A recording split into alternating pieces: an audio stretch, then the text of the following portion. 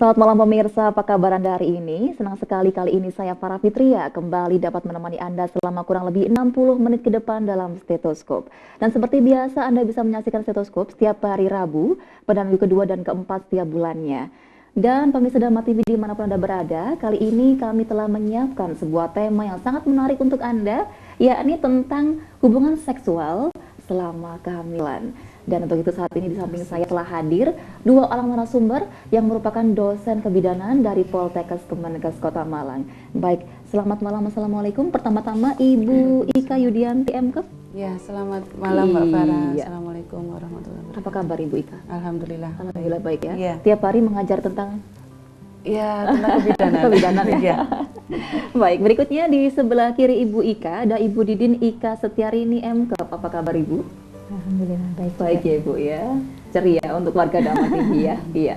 Baik, baik pemirsa, seperti yang telah kita ketahui bahwa kebutuhan biologis merupakan kebutuhan yang sangat penting atau primer dalam sebuah rumah tangga. Namun bagaimanakah hubungan biologis ini pada saat sang istri sedang hamil? Nah, inilah saatnya kita bertanya kepada para pakar kita, Ibu Ika dan juga Ibu Didin. Iya. Ibu Ika dulu ya Bu ya. Sebenarnya boleh nggak sih Bu, ketika seorang istri sedang hamil itu kemudian melakukan hubungan seksual Bu? Ya, baik Mbak Farah dan juga para pemirsa, pada dasarnya semua ibu hamil itu bisa melakukan hubungan seksual atau bersenggama pada saat kehamilan. Boleh ya Bu ya? Ya, boleh, pada dasarnya boleh, tapi ada beberapa pertimbangan. Ya, ada beberapa ibu hamil yang tidak boleh untuk berhubungan seksual selama kehamilan. Oh, gitu. Iya. Kenapa tidak boleh Ibu? Ataukah memang ibu hamil itu mempunyai sesuatu yang lain dibanding dengan yang lain? Iya. Jadi biasanya pada ibu hamil dengan beberapa penyulit kehamilan itu tidak diperkenankan untuk melakukan hubungan seksual selama kehamilan karena ditakutkan kalau dia melakukan hubungan seks maka akan terjadi sesuatu yang membahayakan kehamilan maupun janinnya. Jadi misalnya pada ibu-ibu yang ada perdarahan selama kehamilan itu, kemudian juga ibu-ibu yang sudah pernah mengalami abortus atau keguguran, atau pernah mengalami melahirkan bayi prematur ya, sebelum waktunya sudah lahir, atau pada ibu hamil yang berisiko untuk tertular penyakit menular seksual, misalnya gonore atau sifilis gitu ya, atau HIV, AIDS. Nah, itu adalah mereka-mereka yang tidak diperkenankan untuk melakukan hubungan seksual selama kehamilan.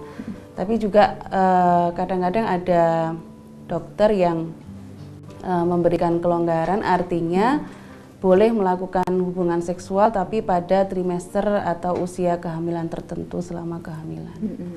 Tadi Ibu Ika sempat menyinggung masalah ini ya, untuk wanita hamil yang tidak boleh atau mungkin harus berhati-hati dalam berhubungan seks itu yang mengalami penyulit kehamilan. Iya, itu betul. seperti apa itu? Yang tadi saya sebutkan itu. Perdarahan Iya, juga penyulit ya Bu ya? Perdarahan. Kalau seorang perempuan hamil itu kan tidak boleh mengeluarkan darah dari jalan lahir atau dari kemaluannya sebelum waktunya persalinan. Jadi sepanjang usia kehamilan berapapun kalau dia mengeluarkan darah belum disertai dengan tidak disertai dengan tanda-tanda persalinan, maka itu termasuk tanda bahaya yang harus diwaspadai gitu, Mbak. Jadi harus bersabar dulu ya, Iya. Bu Ika, ya? Iya, untuk ibu-ibu yang juga beresiko kehamilannya, contoh ibu yang dia sangat rentan terhadap virus ya Bu ya, apa tadi penyakit infeksi menular seksual. Itu bagaimana cara kita mendeteksi ibu-ibu yang kemungkinan besar berpeluang untuk terinfeksi virus-virus atau penyakit seks itu Ibu? Oke, kalau yang sekarang ini ada istilahnya program PMTCT dan VCT, yaitu terutama untuk men-screening atau mendeteksi dini ibu-ibu hamil yang berisiko penyakit menular seksual dan juga AIDS. Karena AIDS itu ternyata angkanya semakin tinggi dan ternyata yang banyak mengagetkan itu penderitanya justru banyak ibu-ibu rumah tangga. Nah, ini tapi jangan ini dulu ya, berpikiran negatif dulu karena mungkin ibu-ibu ini bisa jadi dapat dari suaminya gitu ya, seperti itu.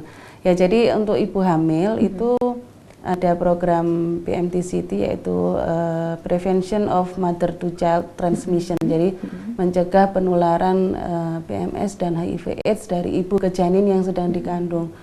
Maka setiap ibu hamil itu ada yang namanya VCT, Voluntary Counseling and Testing. Jadi dia dilakukan pengkajian oleh dokter atau petugas yang melayani pemeriksaan kehamilan.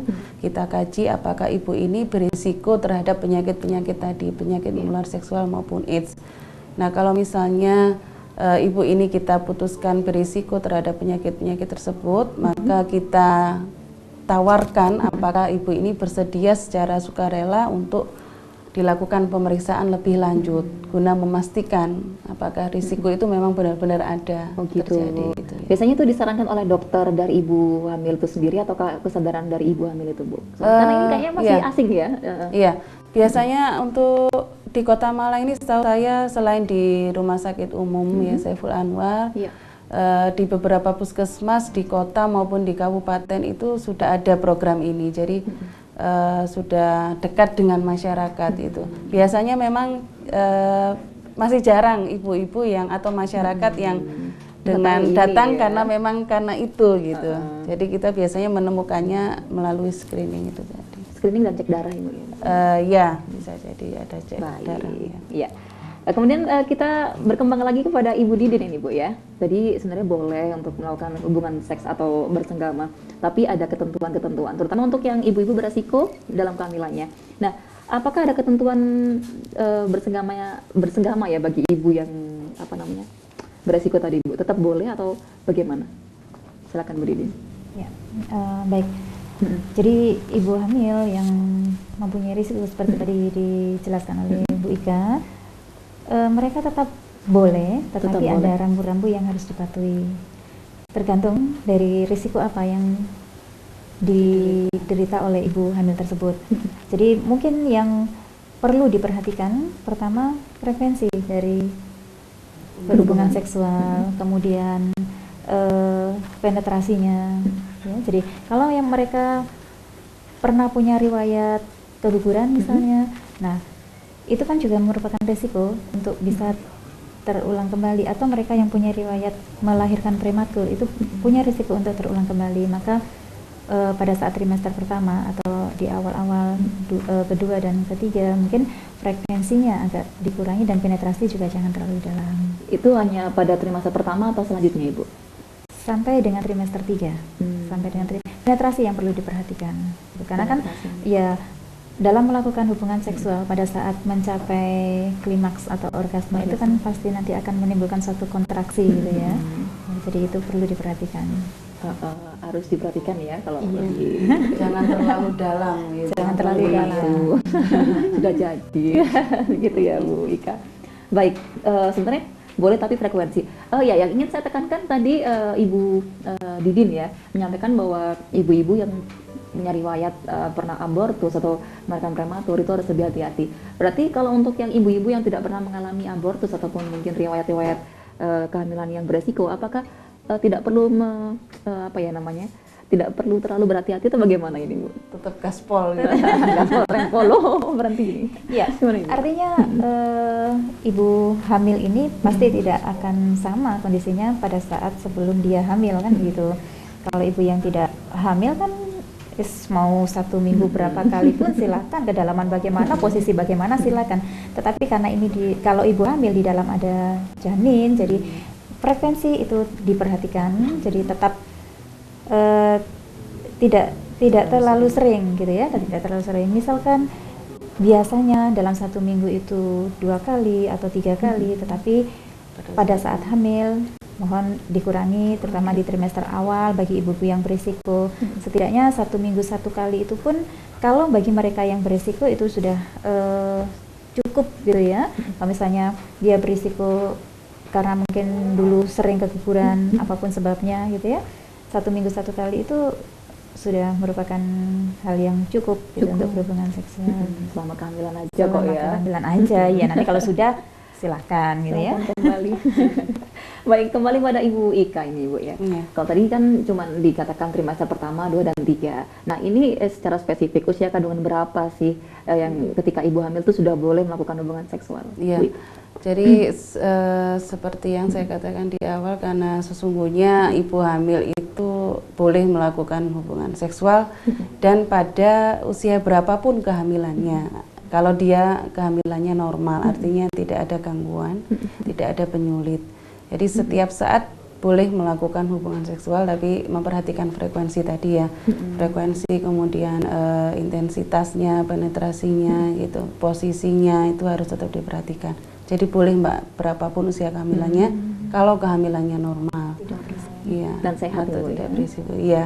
Soalnya kan biasanya kalau pertama-tama itu kan atau mungkin bulan-bulan pertama ya, itu kan masih rentan takut sekali. iya gitu. iya sebenarnya nggak apa-apa. Kontraksi yang mungkin timbul, kontraksi dari rahim yang mungkin timbul pada saat orgasme atau mencapai klimaks itu tidak cukup kuat untuk membuat bayi itu lahir sebelum waktunya gitu ya. Itu karena di dalam rahim bayi itu dilindungi oleh cairan ketuban dan selaput ketuban yang salah satu fungsinya adalah dia menahan goncangan gitu. Dan juga yang kedua, penetrasi dari si ayah ini sebenarnya nggak sampai ke sana gitu, nggak sedalam itu gitu ya. Jadi sepanjang apapun, mohon maaf, alat kelamin si ayah itu nggak sampai bisa menyentuh selaput ketuban. Apalagi sampai membuat bocor itu ketubannya. Iya, apalagi kepalanya gitu ya. Jadi sebelum menyentuh bayi itu masih ada selaput ketuban. Baik, iya. Menarik sekali Ibu Ika dan Ibu Didin ya perbincangan kita kali ini. Namun kita harus kembali menahan sejenak ya. Baik pemirsa Dharma TV dimanapun Anda berada, kami akan segera kembali selepas jeda pariwara berikut ini.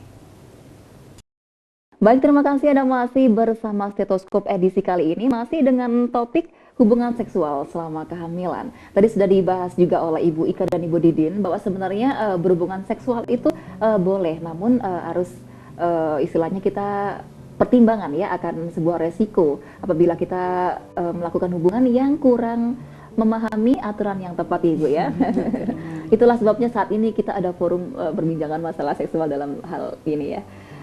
Ibu Didin ya Bu ya, ingin saya tanyakan biasanya untuk wanita ya Bu ya, kalau ketika dia hamil kan otomatis dia mengalami perubahan hormon yang sangat luar biasa, terutama mungkin perut ya yang semakin membuncit atau kemudian badannya yang melar gitu.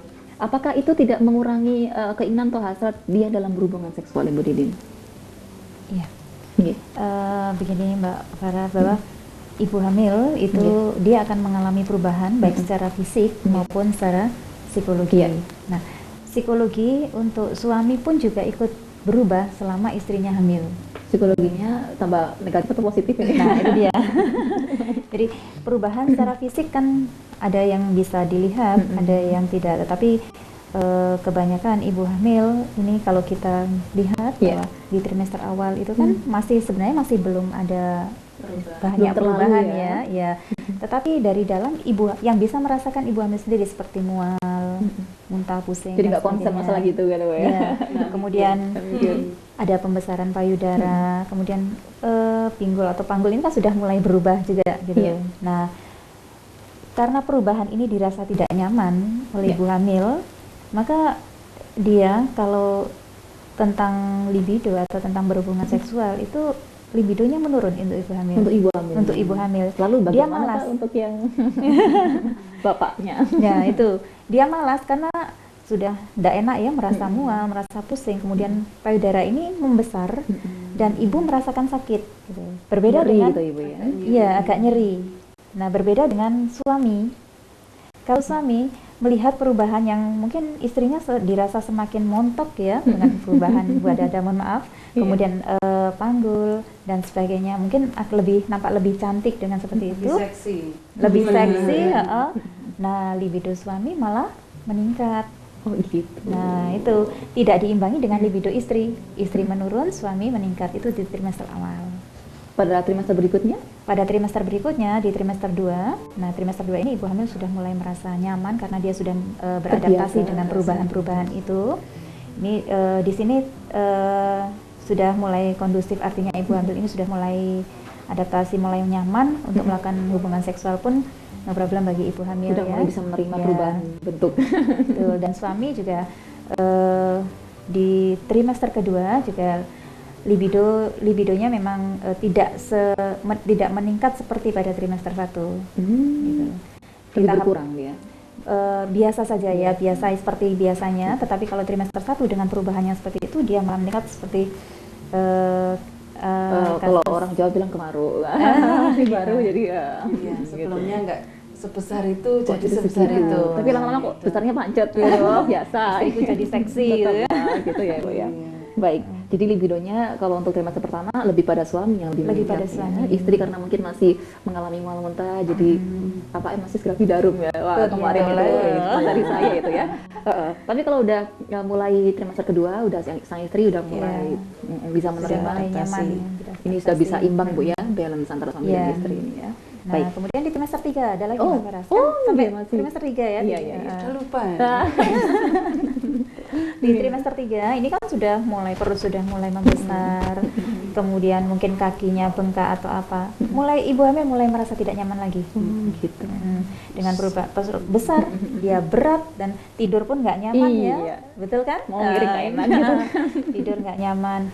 Nah, ini libido untuk istri sudah mulai Berkurang lagi. Ditambah ini kecemasan ya Kecemasan. menghadapi persalinan, terutama kalau ibu yang baru pertama Iya, bersalin, nanti anak saya seperti apa, gitu, Siapa? sehat atau enggak, gitu. Itu bisa, kecemasan itu bisa menurunkan libido. Mempengaruhi juga ya. Iya, sudah nggak mikir itu, yang penting anak saya sehat gitu. Kalau bagaimana untuk bapaknya ini? Wah, kalau udah trimester ketiga apa Di trimester 3 suami pun nampaknya juga ada kecemasan, kekhawatiran, misalnya ini karena sudah besar jadi sudah nampak gitu ya, kekhawatiran nanti ketika saya berhubungan seksual jangan-jangan nanti kena Kepalanya lagi. ya, jangan-jangan nanti anak saya lahir gitu. Jadi rupanya untuk suami juga dia mengalami kecemasan juga sama dengan yang dikhawatirkan istri, nanti anak saya seperti apa, itu ada juga pada suami selain di istri ya, anak saya nanti jenis kelaminnya apa, walaupun sekarang ini sudah bisa USG ya, tapi bagi mereka yang tidak kan kecemasan seperti itu ada muncul. Kemudian nanti kesempurnaan juga. iya, bagaimana kalau Lebih lahir cacat nanti atau enggak. cacat atau tidak gitu. Baik, ya. Tadi kan Ibu Didin udah menjelaskan Bu Ika ya bahwa sebenarnya pada beberapa tahapan itu memang cenderung naik turun ya untuk masalah libido. Iya. Nah, benar nggak sih kalau misalkan sang ayah ketika trimester ketiga itu ya atau menghadapi persalinan itu dia takut juga, ibu cemas nanti bisa kena anaknya, kepalanya, itu sebenarnya enggak ya Bu ya? Iya, tadi saya sempat singgung sedikit bahwa sebenarnya kalau suami istri melakukan hubungan seksual pada saat kehamilan, itu alat kelamin si ayah nggak sampai ke sana gitu ya. Jadi nggak sampai ke sana. Jadi selain itu bayi tadi dilindungi dengan air ketuban ya. Jadi sebenarnya nggak ada masalah gitu Mbak. Iya. Gitu. Baik. Ini juga ada lagi nih mitos yang berkembang di masyarakat gitu ya, terutama untuk para bapak ini ya yang selalu punya paham seperti ini. Kadang mereka ingin mau ini apa istilahnya memperlancar jalan lahir. Nah itu dengan melakukan hubungan seks di saat istrinya sedang hamil, itu benar nggak sih Bu Ika? Iya. Sebenarnya tanpa melakukan hubungan seks tuh Tuhan sudah menyiapkan ya, jalan lahir itu bisa dilewati ya gitu. Jadi pada saat persalinan itu memang karena ini ya, apa namanya, kalau saya bilang keajaiban atau kuasa Tuhan ya, itu bisa dilewati. Bayi yang segede itu sampai 4 kilo pun masih bisa elastis ya, gitu ya, masih bisa memfasilitasi lewatnya bayi. Nah, jadi dia sebenarnya nggak perlu dirangsang oleh suami ya, dalam hal ini adalah alat kelamin si ayah untuk membuka jalannya, istilahnya seperti itu. Hanya mitos ya, itu. Hanya mitos ya, itu alasannya bapaknya aja. Iya, gitu namun ya. pada beberapa kasus seperti misalnya pada ibu yang kehamilannya lewat waktu, jadi melebihi dari perkiraan persalinan, itu kadang-kadang juga dokter atau bidan menganjurkan supaya melakukan hubungan seks gitu. Kenapa seperti itu? Karena cairan semen yang dikeluarkan, air mani yang dikeluarkan oleh ayah itu mengandung hormon prostaglandin namanya. Jadi prostaglandin ini bisa merangsang kontraksi uterus, ya, kontraksi rahimnya. Ya, kalau ibu hamil yang lewat waktu itu berarti kan dia nggak merasakan kontraksi sehingga bayinya nggak lahir-lahir. Ya. Itu tadi. Nah, ini dirangsang dengan menggunakan hubungan seks, harapannya bisa terjadi kontraksi dan pembukaan mulut rahim. Itu peluangnya bisa berapa persen Ibu dalam? Lah ini belum ada penelitian ya. Itu ya. Tapi disarankan aja. Disarankan seperti itu. Tapi cukup membantu ya, efektif juga ya. Biasanya demikian, ya. Biasanya demikian. Juga pada ibu hamil yang berisiko prematur itu kalau memang sangat ingin melakukan hubungan seksual tidak bisa dialihkan dengan cara lain, itu dianjurkan dengan menggunakan kondom sehingga air maninya tidak sampai tumpah ke dalam jalan lahir dan mengakibatkan kontraksi uterus. Jadi ini kebalikannya gitu. Makanya berarti kalau misalkan ibu hamil yang udah harusnya melahirkan ya partus tapi kemudian ternyata masih belum, disarankan berhubungan seksual. Itulah kenapa ya kalau misalkan masih belum 9 bulan jangan terlalu bisa merangsang. Bisa kontraksi. Baik. Kemudian ini kepada Ibu Didin lagi Ibu ya. Otomatis kalau misalkan ibu yang sudah hamil dan sebelum hamil itu ada perbedaan Ibu dalam hubungan seks ya. Itu kira-kira perbedaannya pada apa ini yang perlu diperhatikan pada saat setelah ibu itu hamil, selama kehamilan? Selama kehamilan. Iya. Iya. Yang pasti tadi seperti pembicaraan awal banyak hal yang harus diperhatikan pada ibu hamil gitu ya. Tentu berbeda baik itu frekuensinya ya, intensitas ataupun penetrasinya, kemudian terutama posisi. Nah, itu dia posisi ini juga harus diperhatikan karena antara ibu hamil dengan yang kalau yang tidak hamil mau apapun silahkan gitu ya, tetapi kalau ibu yang hamil tentu ada keterbatasan. Apalagi mereka yang mempunyai risiko gitu. Bagaimana sih posisi supaya penetrasi tidak terlalu dalam? Itu kan ada. Nah, bagaimana posisi supaya nyaman ketika perutnya sudah semakin besar? Nah, itu posisi-posisi itu ada gitu. Susah ibu hamil ada posisinya. Sayang sekali nggak bisa ditayangkan di sini Pak, nanti dicekal KPI ya. Nanti langsung menemui Ibu Ika aja di kantornya. Jadi kalau ibu-ibu hamil ingin mengetahui, terutama yang masih muda ya, ibu hamil yang masih muda itu pasangan yang kurang pengalaman pasti tidak ingin hubungan seksualnya berhenti pada saat kehamilan. Nah, ini ada posisi-posisi yang aman untuk kehamilan, mulai usia kehamilan awal sampai akhir itu bisa ditanyakan ke petugas kesehatan yang memeriksa kehamilannya. Atau langsung ke dosen kebidanan langsung. Baik, kembali pemirsa Dharma TV dimanapun Anda berada, Anda harus bersabar ya untuk mengetahui bagaimanakah posisi-posisi yang baik dalam hubungan seksual selama kehamilan, namun setelah jeda pariwara berikut ini. Baik, kembali bersama kami. Terima kasih Anda masih setia di Dharma TV pemirsa. Masih dengan stetoskop edisi kali ini, tema kita adalah tentang hubungan seksual selama kehamilan dan masih juga dengan Ibu Ika dan Ibu Didin yang merupakan dosen kebidanan dari Kemenkes Poltekkes Malang. Ya, tadi kita sudah banyak menyinggung masalah kehamilan ya, libido suami, terus apakah boleh dan ibu-ibu hamil yang seperti apa yang harus lebih berhati-hati dalam hubungan seksual ya Ibu ya. Ini sekarang ingin saya tanyakan kembali lagi pada ini tentang sebuah mitos Ibu Ika ya. Saya pernah dengar itu mitos kehamilan bahwa sang istri atau ibu hamil ketika dia hamil itu dia itu suci dan tidak boleh disentuh gitu ya. Iya. Nah, itu apakah benar dan bagaimana? Iya, jadi memang benar tadi Mbak Farah bilang itu berkaitan dengan mitos atau kepercayaan atau budaya yang ada di sekitar ibu hamil itu bertempat tinggal, yang itu dia berada di suku bangsa apa, di daerah mana, itu sangat mempengaruhi bisa mempengaruhi pemahamannya, kemudian juga libidonya. Nah, sebenarnya tadi sudah dijelaskan oleh Bu Didin bagaimana dari segi fisiologinya.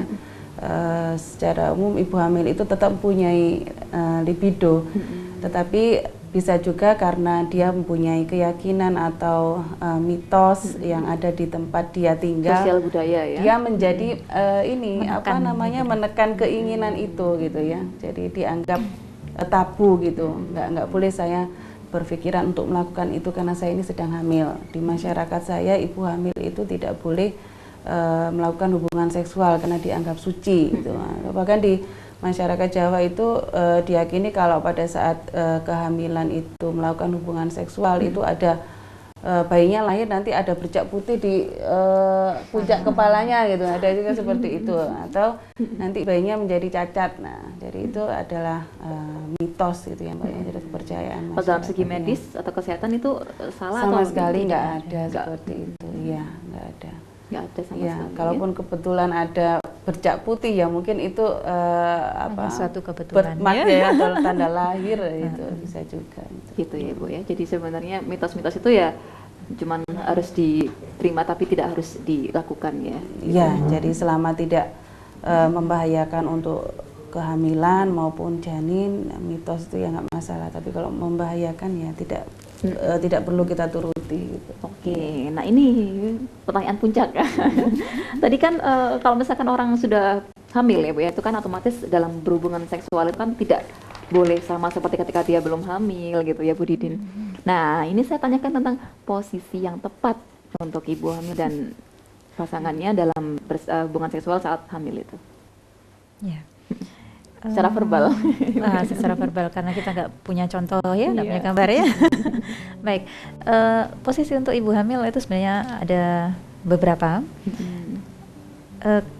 Ketika ini misalkan ada suatu pasangan, dia pasangan muda, baru menikah, langsung hamil, tentu kan gairah seksual mereka masih sangat tinggi ya, libido mereka sangat tinggi gitu. Masih mati anyar ya Bu ya. Baru menikah, udah hamil. Nah itu hati-hati di trimester awal karena mungkin istri barangkali ya, istri yang tadi seperti dijelaskan libido itu agak menurun. Namun bagi ibu-ibu yang memiliki risiko-risiko itu ada beberapa posisi memang untuk melakukan hubungan seksual selama kehamilan.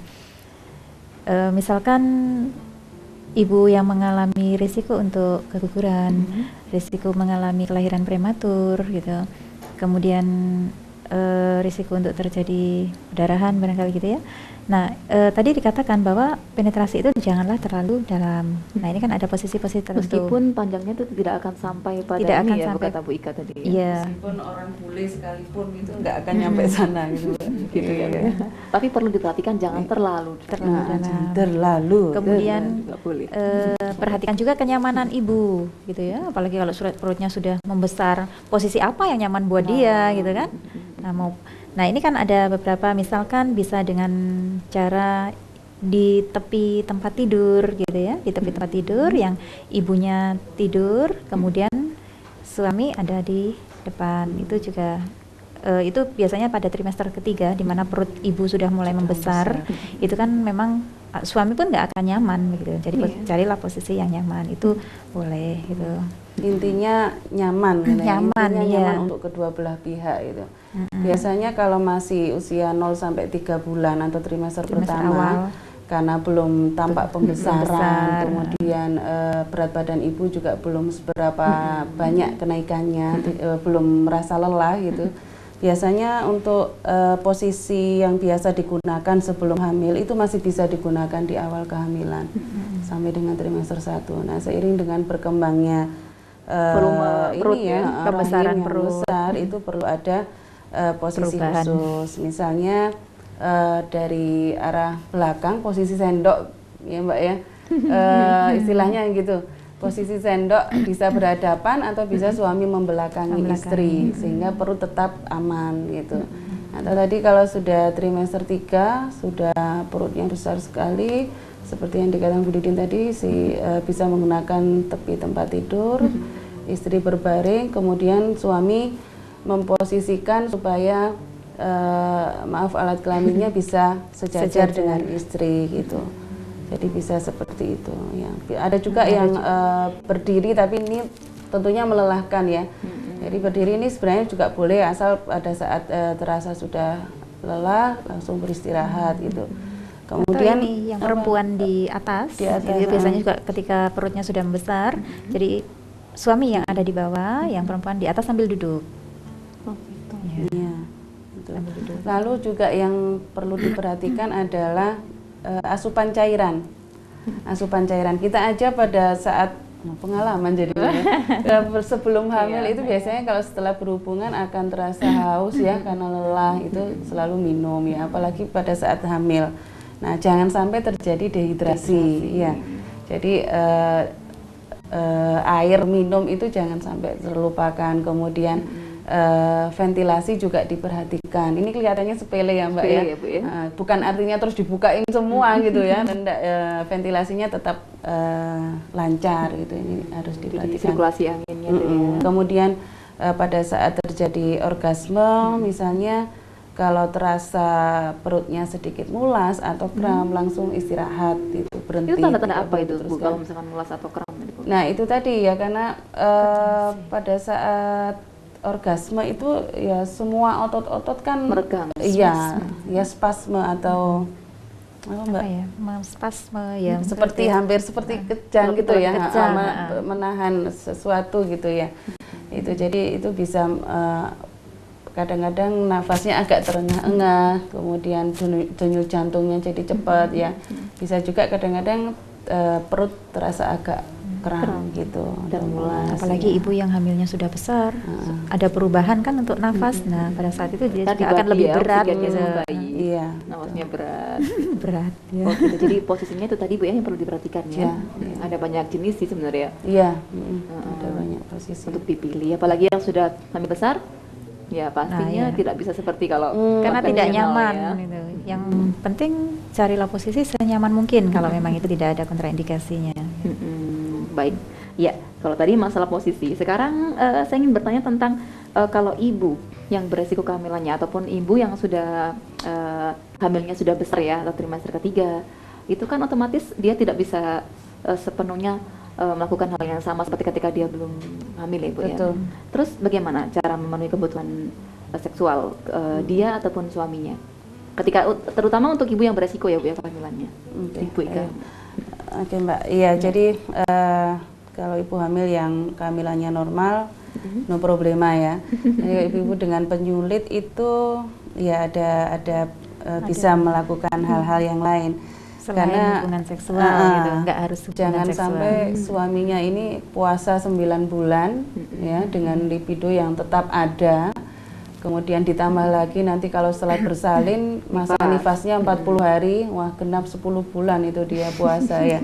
Itu kapan lebarannya? Iya, lebarannya kapan gitu ya. Nah, kemudian juga yang lebih penting lagi, jangan sampai suami-suami ini ketika istrinya hamil cari gorengan di luar jajan gitu ya. Nah, itu yang tidak boleh ya. Pulang-pulang bawa penyakit. Nah, itu salah satunya yang menyebabkan kenapa banyak ibu rumah tangga yang terkena AIDS ya itu.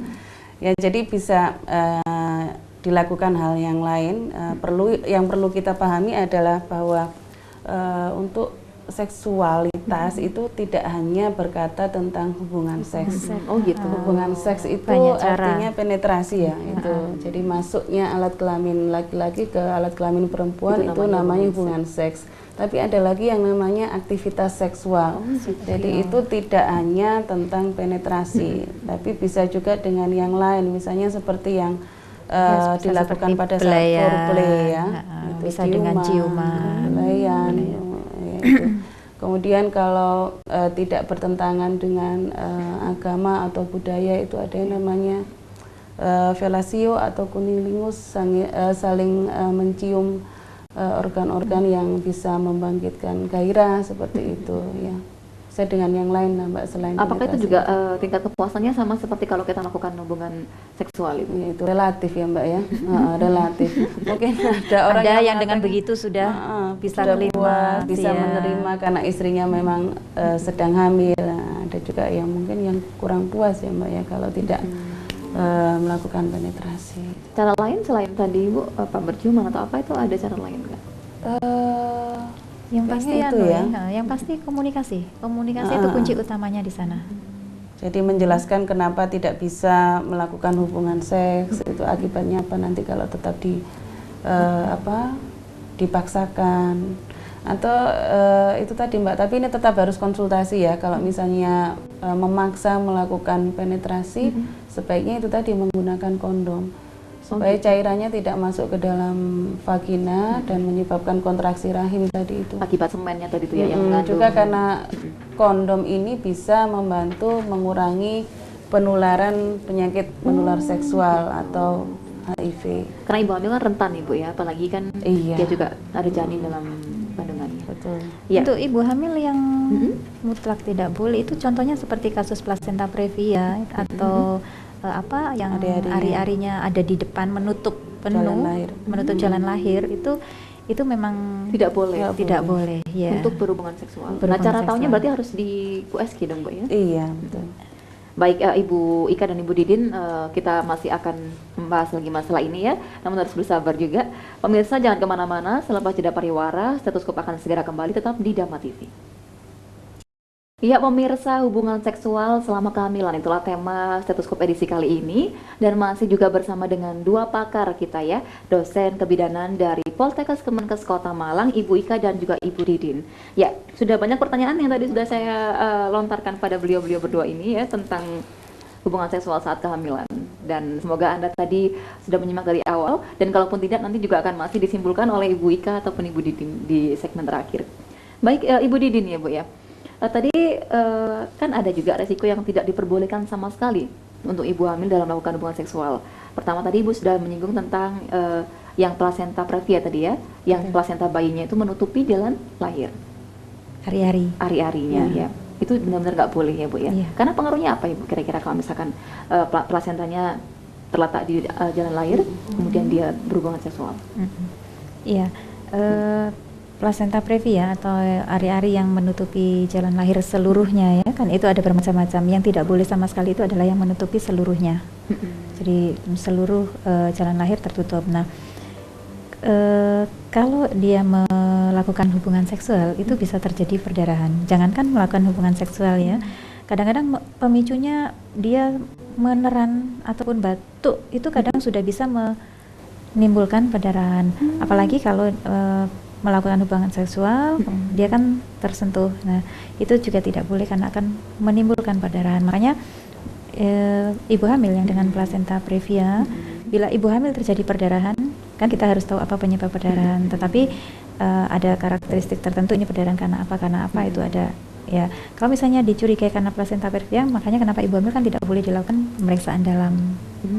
Khawatirnya terjadi perdarahan. Sama halnya kalau dengan dia melakukan hubungan seksual, ada yang menyentuh, bisa terjadi perdarahan. Jadi melalui USG itu ya, ultrasonografi tadi. Itu mutlak sama sekali tidak boleh kalau yang menutupi seluruhnya. Itu berarti untuk kandungan ini sudah trimester ketiga Bu ya, kalau yang sampai terbentuknya ari-ari yang sempurna itu ya. Trimester kedua. Sudah ya. Jadi kalau misalkan diperiksakan ternyata sudah mengalami placenta previa atau placentanya tadi menutupi jalan lahir, stop, memang sudah tidak boleh. Iya. Kalau dalam bahasa agamanya haram. Sementara itu. Selain itu Bu Didin, ada nggak Bu yang lain selain kalau misalkan placenta previa, ada nggak resiko yang lain? Ya, risiko yang tidak diperbolehkan atau minimal kalau tadi mutlak tidak boleh. Risiko lain tadi sudah diutarakan oleh Bu Ika di awal sesi tadi ya.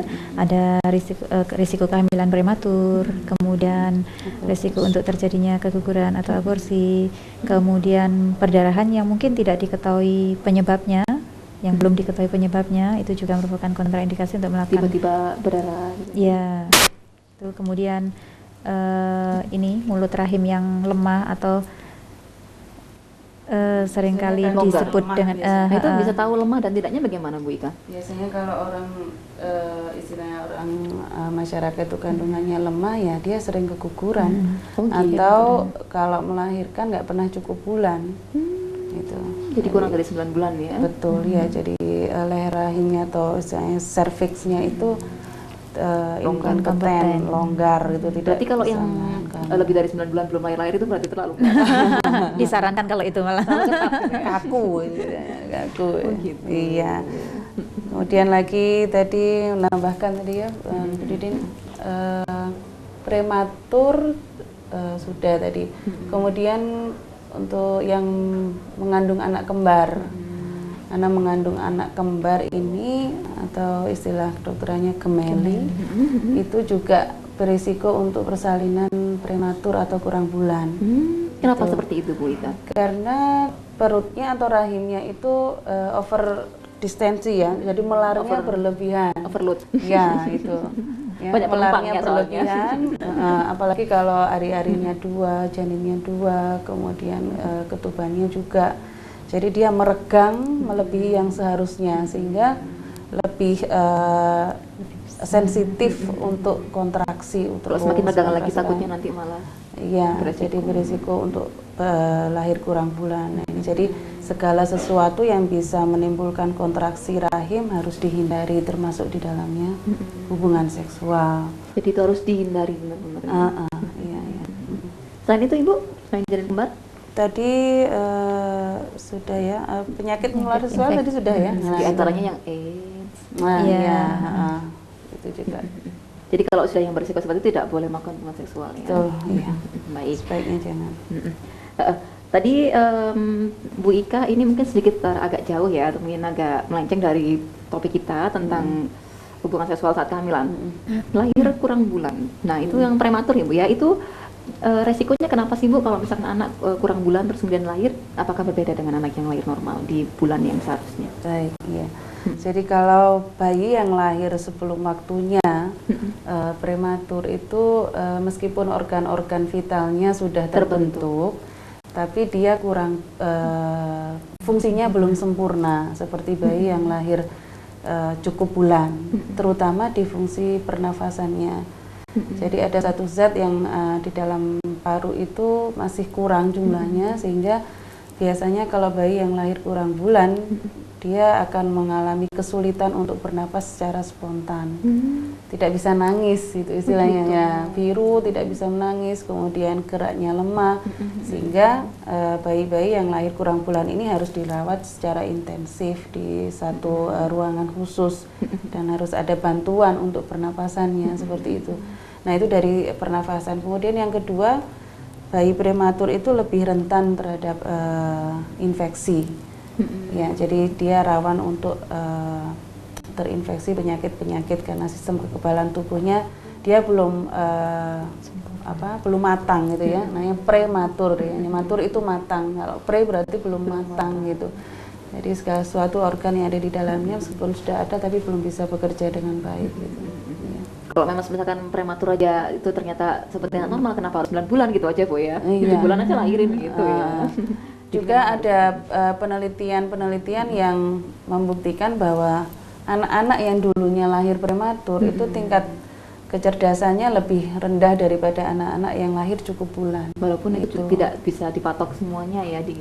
Ya, namanya penelitian pasti ya ada sekian persen yang tidak seperti itu, tapi mayoritas menunjukkan data yang demikian gitu, hubungannya ada gitu. Gitu ya, jadi tetap ya harus dirawat intensif ya. Walaupun tidak akan bisa seperti anak yang lahir normal gitu ya. Kalau misalkan ada ya Bu ya anak lahir terus tidak menangis walaupun sudah 9 bulan, nah itu indikasinya juga. Jadi banyak faktor ya Mbak ya, bisa dari karena proses persalinannya yang lama gitu, jadi terlalu lama di dalam atau ibunya mengejannya lama itu, apalagi kalau kurang sedikit lagi tapi dia tertahan di pintu bawah panggul sehingga dia tidak bisa menangis gitu. Oh gitu. Bisa juga. Baik ya. Tadi agak jauh ya dari topik. Kepada Ibu Didin sekarang Ibu. Saya sering menjumpai kalau orang hamil itu cenderung dia emosinya itu nggak stabil ya Bu ya, kadang suka sensitif gitu ya, gampang marah atau apa gitu. Itu sebenarnya fenomena yang normal atau bagaimana Ibu Didin? Iya. Sebenarnya itu normalnya dan wajar itu terjadi. Kenapa ibu hamil ini suka sensitif begitu ya, itu terkait dengan perubahan yang terjadi memang di dalam tubuhnya secara fisik. Ya, fisik ini banyak sekali dari seluruh sistem yang ada pada ibu hamil itu berubah semua. Nah, karena perubahan tadi kan sudah dikatakan bahwa dengan adanya perubahan itu pasti akan timbul rasa ketidaknyamanan. Ibu ini perlu waktu untuk adaptasi. Nah, karena ketidaknyamanan yang dia terima, dari situlah mungkin ibu ini akan merasa karena tidak nyaman, dia akan mudah sensitif ya secara psikologis, saya ini sudah hamil, kemudian bentuk tubuh saya ini nanti pasti akan tidak bagus lagi gitu ya. Kemudian ada rasa mual, ada rasa apa yang itu memang tidak nyaman sekali bagi ibu hamil di awal-awalnya. Namun ada juga ibu yang tidak melewati masa-masa itu, artinya dia tidak merasa mual, tapi sifat manjanya itu akan muncul dia karena mungkin takut dengan perubahan yang terjadi, takut juga nanti suaminya tidak memperhatikan lagi, takut juga nanti barangkali mertuanya tidak memperhatikan, maka mungkin kadang dia manja, ingin ini, ingin itu, kompensasinya saja gitu. Kalau sebenarnya suaminya itu malah lebih senang Bu ya kalau istrinya hamil ya. Kelihatannya lebih seksi katanya. Harusnya itu suami yang baik seperti itu. Ya, gitu. saya melihat beberapa artikel gitu ya, katanya kalau misalkan wanita itu hamil terlihat cantik gitu, ada yang seperti itu, seperti itu ya. Itu tadi karena semuanya membesar kan gitu. Kadang ada yang lebih cerah gitu ya. Baik, kemudian ini masih menyambung tadi ya Bu Didin ya, untuk masalah psikis ya, atau tadi suka emosinya yang labil, itu apakah pengaruh sama janin Bu, kira-kira Bu Didin? Ya, ibu hamil ini tentu mempunyai suatu ikatan batin ya, punya bonding dengan bayi yang dikandungnya. Ketika ibu hamil ini dia mempunyai afirmasi yang positif dari dalam dirinya, maka itu akan membawa dampak yang positif juga bagi bayinya gitu. Misalnya ibu ini tidak menghendaki bayinya akan lahir, itu juga akan membawa dampak pada bayinya ketika dia lahir nanti. Kenapa Bu? Kira-kira seperti apa dampaknya? Ya, ini ada kasus ya nyata, dan itu hasil penelitian yang berpuluh-puluh tahun. Jadi mereka yang dilahirkan mungkin tidak dengan kehendak orang tua, itu dia kedekatan emosional dengan orang tua tidak ada. Dia akan lebih memilih, misalkan dia lebih memilih ke siapa, misalkan dia ada di situ ada budenya, mungkin ada ya neneknya, mungkin dia akan lebih ke nenek karena dia tahu bahwa ibunya ini tidak menghendaki dia. Padahal dia nggak tahu ya waktu. Dia tidak tahu, tetapi karena ada ikatan batin ya, kedekatan secara emosi pada saat itu, walaupun dia tidak tahu, tapi ketika lahir tidak sembuh gitu. Iya, dia jauh dari ibunya. Gitu ya, karena ibunya memang nggak menghendaki dia. Tidak menghendaki dia. Itu masalah tadi ya, ibu yang tidak ingin. Tapi kalau misalkan ibunya marah-marah, apakah nanti waktu hamil ya suka marah-marah gitu, apakah anaknya juga akan suka marah-marah atau emosional kalau waktu dia lahir Bu, udah jadi anak? Ya, gitu nggak? Karakter seseorang itu kan sebenarnya ya walaupun secara genetik ada, tapi itu terbentuk sebagian besar kan dari lingkungan gitu. Nah, kalau lingkungan ketika dia lahir itu kondusif sekali, mengajarkan hal-hal yang baik, tidak suka marah dan sebagainya, maka anak juga akan seperti itu gitu. Tetapi ketika lingkungan mengajarkan dia harus marah, dia harus ini, ya anak akan terbentuk seperti itu. Jadi sebenarnya bukan masalah waktu dia hamil ya Bu ya, tapi lingkungan tidak selalu demikian. Baik, oke. Nah, tidak terasa juga ini Ibu Didin, Ibu Ika, kita sudah sampai di puncak-puncak segmen ya. Ini yang terakhir ini saya tanyakan ini kepada Ibu Ika mungkin ya. Beberapa hal yang perlu diperhatikan dalam hubungan seks saat hamil ini kepada pemirsa Dhamma TV, silakan. Iya, jadi sebelum ke hal-hal yang perlu diperhatikan tadi ya, mungkin perlu diketahui bahwa karena hubungan seksual itu merupakan salah satu dari kebutuhan biologis ya, kebutuhan dasar manusia, maka selama kehamilan ini bila tidak ada sesuatu yang dilarang atau membahayakan, ini bisa tetap dilakukan ya, selama hamil berapapun usia kehamilannya, asal ibu dalam kondisi kehamilan yang normal. Namun perlu diperhatikan bahwa tadi ya, frekuensinya, kemudian kedalaman penetrasinya dan posisi, kemudian asupan cairan gitu, itu harus dijaga supaya tidak terjadi kelelahan, dehidrasi, kemudian tidak terjadi kontraksi yang bisa menyebabkan persalinan yang belum pada waktunya. Itu aja itu Mbak. Kemudian satu lagi yang ingin saya pesankan bahwa kebetulan dulu saya pernah meneliti tentang aktivitas seksual ibu hamil. Jadi waktu itu banyak ternyata dari ibu hamil yang menjadi responden, sebenarnya ibu-ibu itu ingin membicarakan tentang hubungan seksual pada saat kehamilan dengan bidannya, dengan dokternya. Tetapi mungkin karena ya dengan kondisi kultur masyarakat kita ya, Tabu itu ya. mereka merasa malu kalau tidak dimulai dari dokternya atau bidannya terlebih dahulu yang menanyakan. Nah ini sebenarnya ibu hamil tidak perlu sungkan gitu ya Mbak ya, tidak perlu sungkan untuk menanyakan ini. Malah lebih baik lagi kalau suami ikut pada saat konsultasi itu, apalagi kalau misalnya ada penyulit yang tidak memperbolehkan ibu ini untuk melakukan hubungan seksual, sehingga suami bisa mengerti karena dia mendengar langsung dari dokter atau bidan gitu. Tidak ada kesalahpahaman itu. Betul ya, jadi seperti itu. Tapi yang jelas antara suami dan istri harus memahami juga ya ketika hamil itu memang harus ada batasan. Saya tambahkan tadi Monggo, ada Ibu, beberapa silakan. hal yang harus diperhatikan. Ketika istri memang tidak menghendaki untuk melakukan hubungan seksual, maka itu katakan secara jujur gitu. Tetap harus ada komunikasi karena itu kuncinya ya. Kalau memang dia tidak ingin, apa alasannya itu harus jelas. Nah kemudian satu lagi bahwa perasaan cinta itu kan tidak harus